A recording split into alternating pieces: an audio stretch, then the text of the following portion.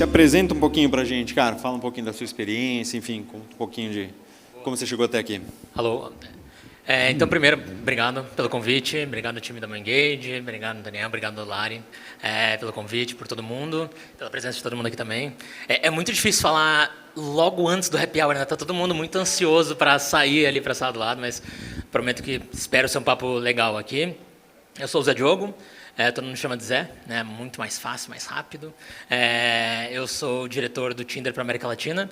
Eu cuido hoje de algumas áreas dentro do Tinder, mas principalmente marketing, que é o nosso maior investimento na região. Também olho um pouco para produto, olho um pouco para growth, olho um pouco para parcerias, na região principalmente Brasil e México, que é onde a gente tem time hoje.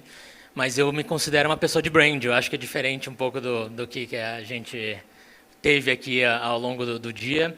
Eu sou viciado em brand, minha vida foi inteira em brand. Eu trabalhei e dei sorte de trabalhar em várias empresas muito legais que trabalham marca. Então, fiquei muitos anos na Red Bull, muitos anos na Nike. Fui depois abrir um time de marketing de Matec, que foi Free Fire. E nos últimos 3 anos estou aqui no Tinder, olhando para essa frente, para esse aplicativo que eu gosto tanto da categoria e de trabalhar lá. Então, bacana. É isso. Eu acho que isso traz para a gente uma outra perspectiva, né? A gente falou muito aqui dessa questão da briga, né, pelo budget, da questão da aquisição versus o engajamento, e também tem esse nível de branding, né? Então eu queria que você contasse para a gente um pouquinho como é que se faz engajamento com branding, cara. Qual que é? Existe uma maneira? Dá para misturar? Não dá? São coisas que a gente não consegue fazer juntas ou a gente consegue fazer caminhar essa questão de trabalhar ou melhorar engajamento usando o branding também como ferramenta? Super. E eu vi vários exemplos aqui, muito B2B também, né? B2C é mais fácil, confesso, B2C é mais fácil. Mas B2B também dá para fazer, mas eu acho que branding é muito amplo. Né? Existem várias formas de trabalhar a marca e vários canais de trabalhar a marca, da mesma forma que você trabalha performance, ou da forma que você trabalha resultado. Então, eu acho que o primeiro ponto de tudo branding é muito sobre dar passos para trás para entender quem é o seu consumidor. Né? Conseguir entender o que engaja o seu consumidor, conseguir entender qual que são os principais pontos de contatos, como que você cria conteúdo, como que você cria, né? Tudo entendendo quem é o seu consumidor. Eu acho que esse é o principal recado de quem trabalha com marketing, a gente precisa ir para a rua, né? Ouvir o consumidor, ver quem é, o que ele ou ela falam, entender qual que é esse ponto para saber o que a gente quer fazer, porque dá para fazer 1000 coisas, dá para ter 1000 KPIs de brand e tem que ter muito frio na barriga também, eu acho, assim, né? Mas acho que trabalhar em brand, em engajamento, é importante também entender e alinhar com a liderança, alinhar com os C-levels da empresa que você está, que isso é trabalhado a médio e longo prazo, diferente da performance.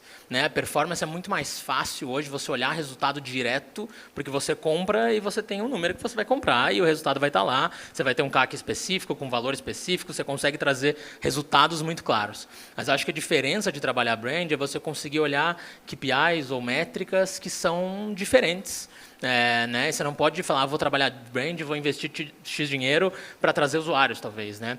E aí eu acho que aí tem várias formas, que a gente pode comentar depois alguns exemplos, mas várias formas de engajar com brand, mas eu acredito demais que tem que ser feito. Assim, e é o futuro de tech, e acreditar em brand e começar a fazer mais investimento em brand para sobreviver por mais tempo. Bacana.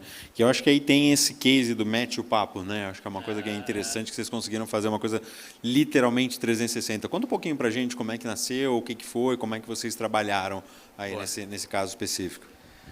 Para quem não sabe, o Mete Papo é o podcast do Tinder. Temos um podcast que está indo para o seu 30º episódio agora. Tem 2 anos que o projeto está no ar. E eu acho que antes de falar dele, vale dar 2 passos para entender quais eram os problemas de Tinder, né? Quando eu entrei, eu acho que é uma categoria super complexa. Falar de relacionamento, cada um tem uma visão sobre o que é relacionamento, um entendimento sobre o que é relacionamento. Então, quando você vai para a categoria, você consegue achar 1 milhão de problemas. Né? A gente lista e consegue falar todos os problemas que a categoria produto ou consumidores dentro dessa categoria falam e pedem para a gente.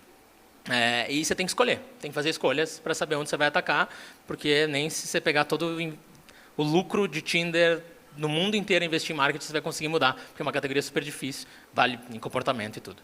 E a gente começou a elencar quais eram alguns problemas de Tinder, né, o que a gente gostaria de atacar como marca para Tinder. E uma das dificuldades que a gente começou a entender era que as pessoas tinham muita vergonha de falar que usavam aplicativo de relacionamento. Ainda tem um pouco, talvez não muito na nossa bolha, mas ainda quando você começa a falar sobre relacionamento, as pessoas têm muito tabu sobre isso, né?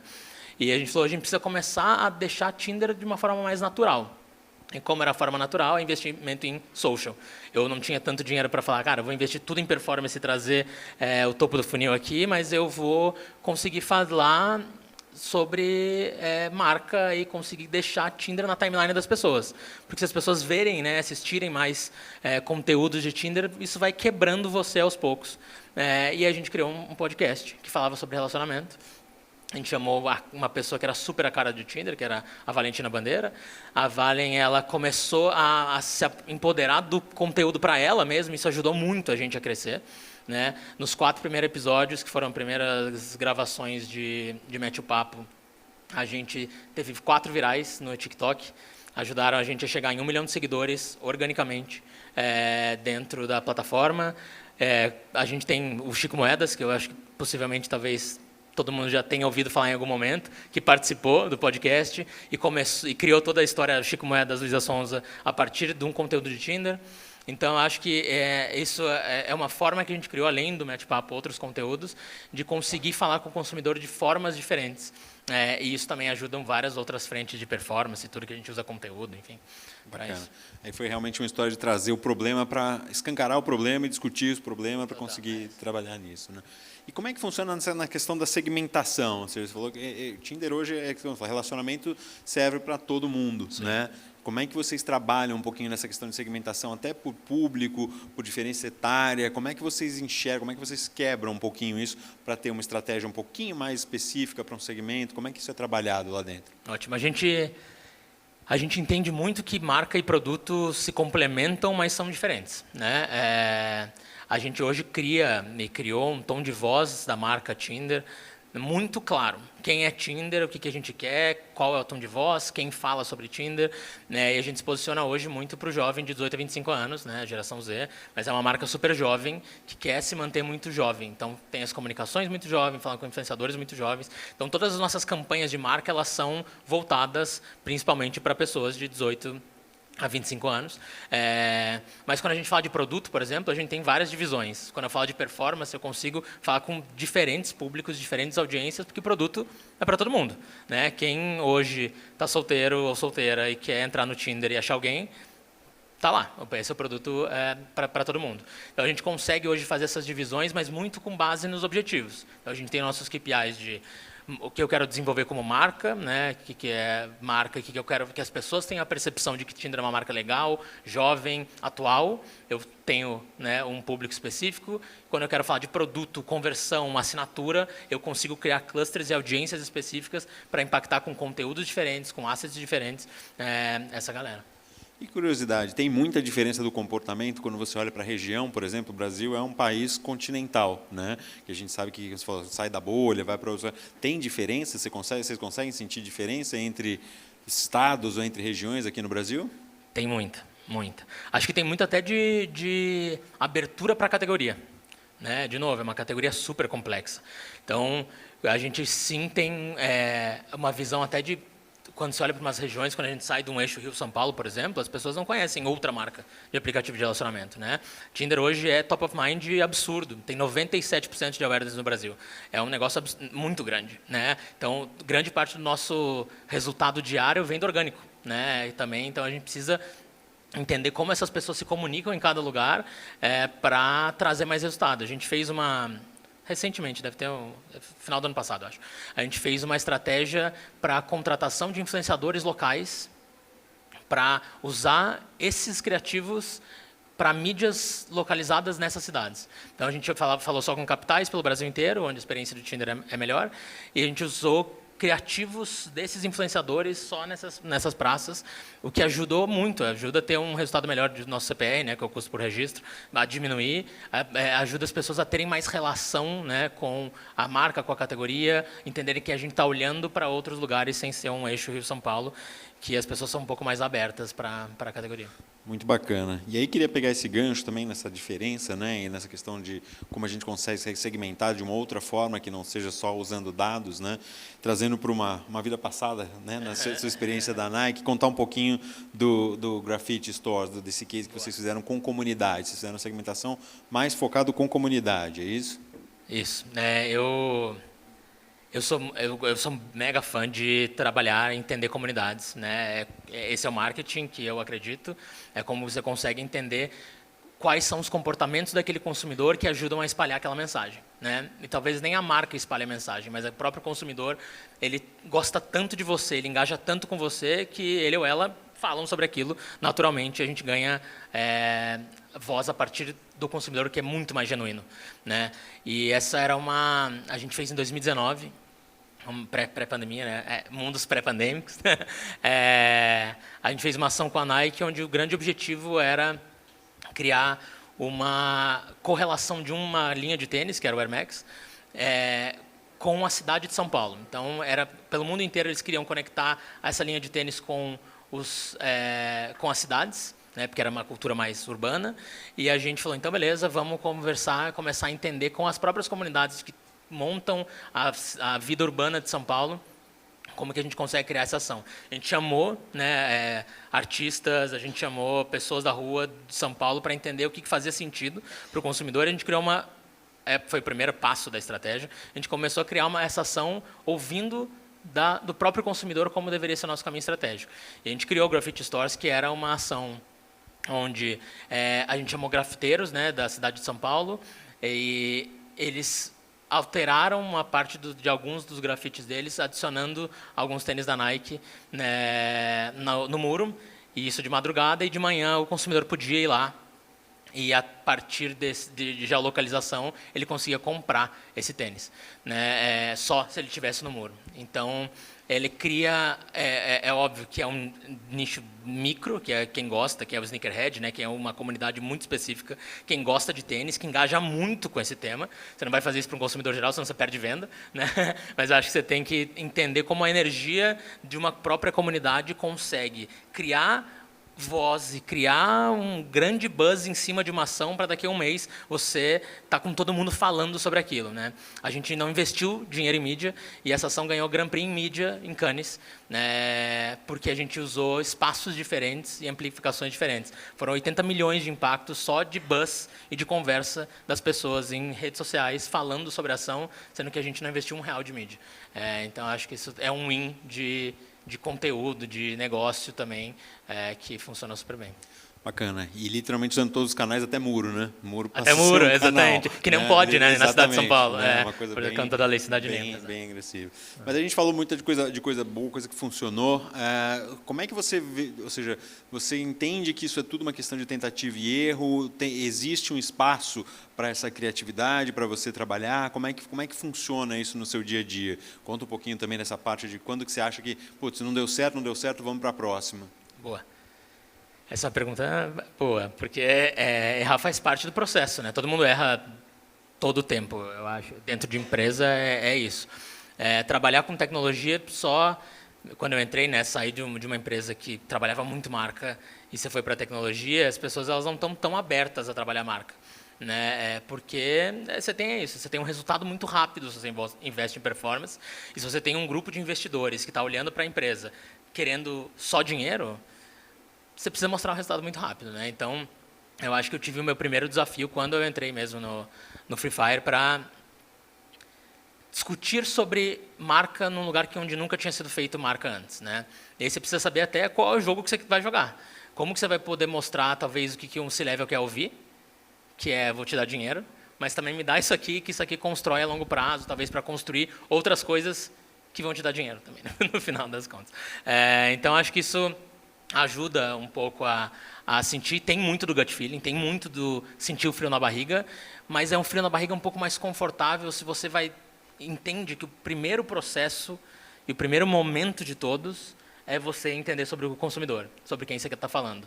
Quando você entende muito claro o que o seu consumidor e sua consumidora querem, fica tudo muito mais fácil de de você ter uma quase certeza que aquilo ali pode ou não funcionar, ou que você vai ter os seus resultados muito claros ali. Assim. Mas sabendo que isso também é sujeito à mudança, né? Super. Você entende o que ele quer hoje, que pode não ser o que quer de manhã, então você também tem que ter esse tipo de vamos dizer assim, de como é que eu vou dizer, flexibilidade para conseguir não só entender, mas acompanhar as mudanças desse coisa. Então, acho que no final é que você garante que aquilo está certo para agora, mas não para sempre. Né? Total. Acho que os ciclos de trabalhar marca, de você conseguir ter uma marca forte, é você saber que você vai ter que mudar o tempo inteiro. Né? Eu entrei na Red Bull há muitos anos, e há 15 anos era muito diferente. Né? Quando eu entrei no mercado era muito diferente a forma que se trabalhava marketing da forma que se trabalha hoje. Tanto de canais, tanto de formatos, até a forma que você fala com o consumidor mesmo. Né? O que o consumidor espera de você. E isso é muito legal, porque eu vejo hoje que a comunidade ela direciona um pouco o que ela quer ouvir da marca, né? E a marca ela precisa ser inovadora pelo ponto de conseguir trazer coisas novas, porque ela, né, precisa para se destacar precisa inovar, mas precisa estar muito bebendo dessa base do que o consumidor está falando, desde tendência, desde entender o que as pessoas estão criando, né? E tudo chamar essas pessoas para construir com você, né? Eu acredito muito, eu adoro dado também, adoro, principalmente hoje em Tinder, uma feta aqui trabalha comigo para provar que a gente tem dado assim para tudo, mas eu acredito muito que inovação vem de olhar o que as pessoas estão fazendo, menos do dado pronto, porque o dado é repetição de tendência, né? Inovação é novo, então você precisa, para ser uma boa marca, para criar coisas novas, você precisa olhar coisas que também, às vezes, não estão numa tendência de dados e não estão no dashboard. Elas podem até começar ali, mas não estão ali ainda, assim, então é um passo à frente. E a gente falou aqui também da questão do engajamento por marca, né? Mas a gente sabe que a gente vive num mundo de cancelamento, né? Ou seja, então também pode ser o desengajamento com marca, né? Como é que vocês estão olhando? Como é que você olha para isso? Como é que você trabalha uma eventual crise ou de repente errou o tom da comunicação, deu um passo para trás? Vocês têm um plano B ou um backup para esse tipo de coisa? Vocês estão preparados para isso ou é meio que na raça assim, o que deu errado e vamos consertar? Cara, assim, todas as empresas têm planos de crise prontos para qualquer coisa que possa acontecer, né? Ou se não tem, deve ter pelo menos um cheiro. Cara, se isso aqui acontecer, para qual caminho eu vou, né? Mas você tem que se arriscar também. E arriscar é isso. Tem riscos de vir um cancelamento, de vir uma crise, de acontecer alguma coisa. Eu acho que você mitiga a crise de novo se você entende e se você é de verdade. Né? Eu posso dar esses exemplos claros. Assim, a gente, em Nike, esse processo do planejamento de trazer pessoas da própria comunidade, pagar para elas, né, pelo planejamento, e você entender o que está acontecendo e ser o mais genuíno possível, mitigava todos os riscos de você ser cancelado lá na frente, de você estar querendo se apropriar de uma ideia. E grupos, comunidades, eles querem ser ouvidos, eles querem, que não é nem dar voz, né, é amplificar essas histórias. Todo mundo quer ter essas vozes amplificadas e querem dinheiro, porque o dinheiro está na marca também. Então, está todo mundo super disposto a te ouvir e falar, cara, vamos criar isso juntos, como a marca, como eu posso suportar. E isso evita todas as frentes e é de verdade, sem você estar querendo criar alguma coisa que às vezes não está no valor da marca, e aí você toma uma cacetada lá na frente porque você fez errado de um jeito diferente que não deveria ter sido feito. Bacana. E para quem está sentado aí na nossa plateia, que ainda não faz essa questão, ainda não pensou em como fazer o engajamento com marca, né? Por onde começar? O que você acha que tem que ter, o que não tem que ter? Qual que seria um caminho aí mais fácil para... Fácil, não digo, nunca é fácil, né? Mas para iniciar, o que você acha que é essencial para o pessoal começar a olhar? Eu acho que o primeiro é ver o que o mercado está fazendo, né? Hoje, se você olha para as mid, big, techs, até as menores, existe uma tendência de mudança e de um shift de investimento de performance para brand. Você vê o Airbnb há pouquíssimos meses anunciando que estava reduzindo absurdamente o investimento de performance para colocar mais em brand e como fazer o performance de um jeito mais assertivo, usando parceiros assertivos e conseguindo usar esse dinheiro de uma outra forma. Então, acho que primeiro é acreditar na marca, né? O segundo, que eu acho que é extremamente importante, é a consistência. Não faz sentido você desenvolver tua marca e você ter vozes diferentes em canais diferentes. Você falar de um jeito no TikTok, você falar de um jeito no Instagram e no LinkedIn você ser uma forma completamente diferente. Você precisa ter consistência nas mensagens. O como e ele vai ser diferente, mas o tom de voz ele é o mesmo para você unificar a tua marca e aí você começar a criar consistência com as pessoas e com o consumidor que vai olhar. Eu acho que o terceiro, mesmo que se você for B2B, acho que tem bastante B2B aqui, eu acho que é entender que, no fim, todos nós somos consumidores. Todo mundo. Até quem trabalha em empresa é consumidor, de alguma forma. Então, eu vou dar um exemplo que calhou ali para a gente, que funcionou. É quando o podcast começou a dar muito certo, que é 100% B2C, muita marca começou a procurar o Tinder para fazer parceria com o podcast. E a gente começou a falar, mas da onde que está vindo tanta essa galera querendo pagar para a gente? Falar, eu quero patrocinar o podcast de vocês, eu quero estar aqui, eu quero colocar minha marca. A gente falou, da onde que está vindo? Assim, a gente começou a entender, cara, as pessoas que a gente impacta trabalham possivelmente em várias agências de publicidade que tomam decisões que vão atrás de conteúdo para entender. Eu acho que esse é um ponto bem importante também, de saber que você está falando com o consumidor. Na ponta, seja B2B, seja B2C, seja qualquer coisa, sempre vai ter uma pessoa de verdade que tem sentimento, que tem pensamento, que tem opinião e que tem tudo atrás ali. Então, acho que é isso. Maravilha. Gente, a gente foi muito disciplinado aqui no tempo. Eu acho que isso, como brinde aqui, eu acho que como esses últimos 5 minutos que a gente tem, eu queria abrir para vocês. Eu acho que a gente tem aqui um pessoal com o microfone aqui para qualquer pergunta que vocês tenham. Com essa luz eu não consigo enxergar todo mundo aí, mas se tiver pergunta aí, melhorou. Obrigado. Viu? Boa. Se vocês tiverem perguntas, por favor, vamos utilizar esses últimos 5 minutinhos aqui com o Zé. Algum voluntário? Eu acho que o pessoal está mais afim da bebida mesmo. Tá, viu, não, eu estaria, com certeza. Você estaria também? Então você perdoa eles por não ter pergunta. Tem lá, vamos surgiu. Alô, agora sim, perdão. Quando a gente fala em investimento em awareness, em branding, né, a gente sempre fica muito na dúvida da proporção que a gente investe em awareness e da proporção que a gente investe em performance. Como que você já trabalhou isso nas diferentes empresas que você foi? Proporção de investimento em awareness e performance. Boa. É muito mais fácil falar de investimento de performance que você tem ROI. Né? Você tem investimento, está dando dinheiro, está dando retorno, vai investir mais, é óbvio.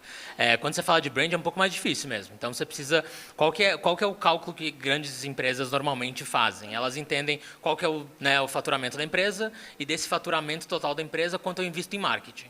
E desse investimento de marketing, que varia entre 7% e 15%, você consegue entender se você vai fazer uma campanha, se você vai fazer 2 campanhas por ano, e aí com base nesse valor que você vai chegar a partir dessas porcentagens aí, você tem que tomar as melhores decisões pensando, tem um dinheiro de performance aqui e tem um dinheiro de marca que eu vou conseguir ir para a TV, eu vou conseguir ir para out of home, qual que é o meu objetivo de marca, o que eu quero que um nicho saiba sobre mim, eu quero que todo mundo saiba sobre mim, eu acho que depende muito dessas perguntas para você conseguir estipular um budget. É muito difícil bater o martelo e falar, cara, esse é o dinheiro de brand, porque é isso, o brand é meio infinito. Hoje nenhuma marca consegue, nem a Ambev consegue fechar todos os out of homes, todas as TVs e todos os lugares do país, porque é impossível, né? Nem faz muito sentido. Então eu acho que é isso. Tem muito claro que o dinheiro de performance e convencer, né, a liderança que o dinheiro de performance quanto mais eu invisto, melhor o resultado eu trago. Então aqui é meio que um bucket infinito ali, de tipo, cara, vai investindo até esse negócio continuar dando ROI, e para a marca é meio, cara, eu preciso impactar XYZ, deixa eu tentar chegar nessas pessoas. Qual que é um KPI meio quantitativo, qualitativo, de chegar, eu preciso que as pessoas tenham uma percepção melhor da minha marca para isso. Aí tentando e fazendo esses testes para até funcionar, para você conseguir ter uma noção de qual que é a base da sua empresa para saber o quanto investir em brand ou não. Nem sei se respondi direito, porque é difícil mesmo essa, mas espero ter ajudado aí algum caminho.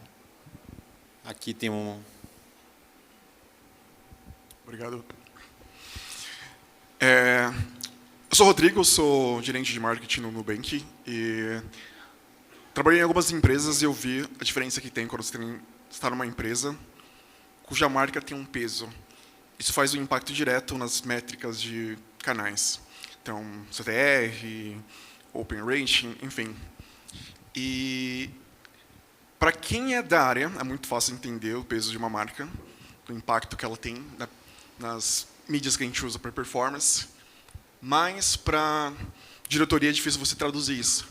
Como é que você vê esse desafio de mostrar o valor de branding impactando, por exemplo, para o time de performance, vai melhorar a facilidade deles de mídia, inbound, de modo que as pessoas tenham isso com clareza, que no longo prazo, de fato, você vai trazer um benefício ali de longo prazo, de forma indireta, mas é um trabalho de brand.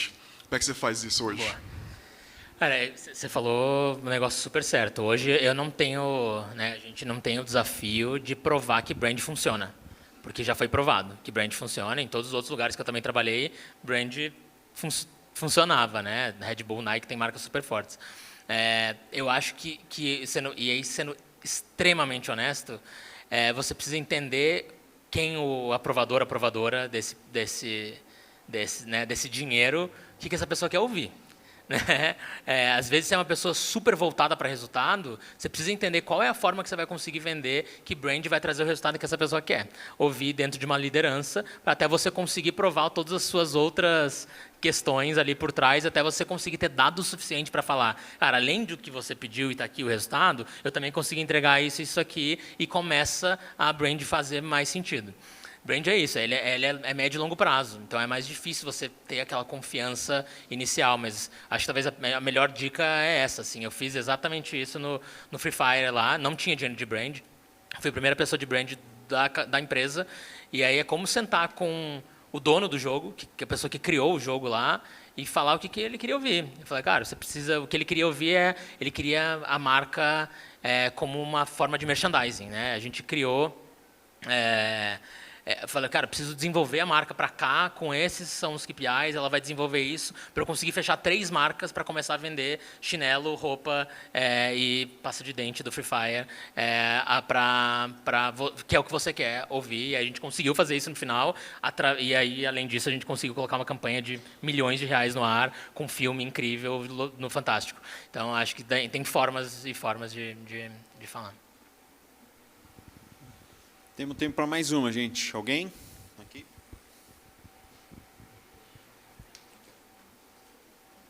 Tudo bem? Sou o Gabriel da Nomad, trabalho na área de Growth. Você falou um pouco da importância do podcast, né, para meio que reposicionar o Tinder e sair um pouco dessa bolha.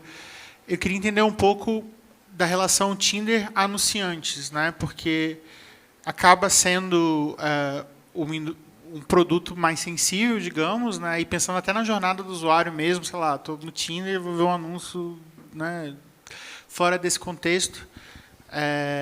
Queria entender um pouco como é que essa relação, se tem alguma resistência das marcas em estar no Tinder de alguma maneira, como que vocês se adaptaram para quebrar qualquer tipo de preconceito nesse sentido, para as marcas estarem dentro desse contexto do Tinder de uma forma natural e positiva.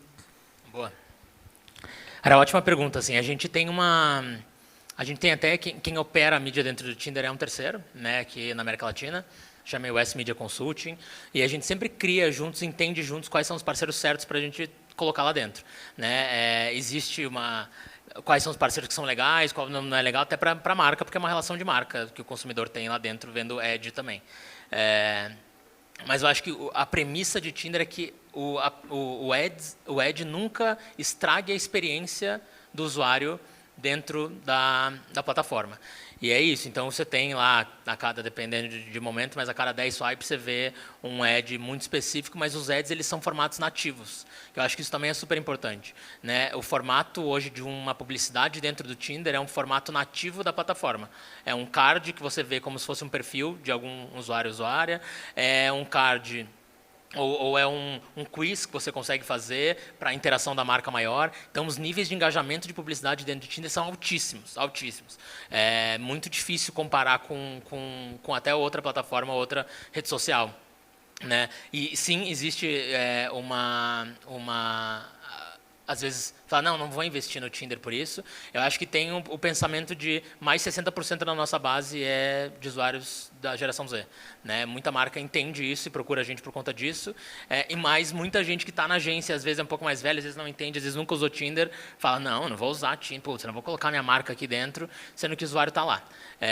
Então, eu acho que é um processo. É um processo nosso de trabalhar brand também, é um processo de conseguir desmistificar a marca Tinder para todo mundo que está tendo contato com a gente até desbloquear quem vai investir em ads em algum momento. Mas a gente tem várias marcas parceiras hoje que estão com a gente todo ano, em vários momentos do ano específicos, então funciona super bem. Maravilha, Zé. Queria agradecer a sua presença. Valeu. Obrigado a vocês. E, enfim, a gente vai continuar aqui para o Happy Hour. Obrigado, gente. Valeu.